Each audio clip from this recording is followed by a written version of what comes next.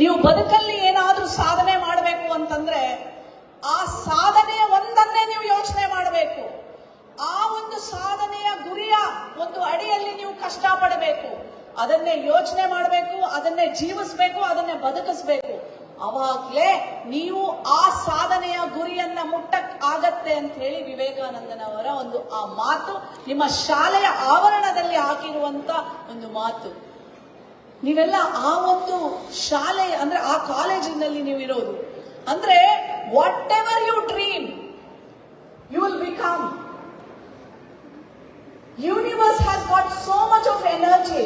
What you think, what you feel, you will attract.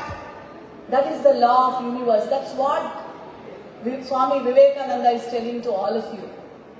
So ನಿಮ್ಮ ಗುರಿ ಏನೇ ಆಗಿರ್ಬೋದು, ಸಾಧನೆ ಅಂತ ನೀವು ಮಾಡಿದ್ರೆ ಯಾವ ಕಷ್ಟಗಳು ಬಂದರೂ ನೀವು ಹೆದರ್ಸ್ತೀರಾ ಅನ್ನೋ ಒಂದು ಮಾತು.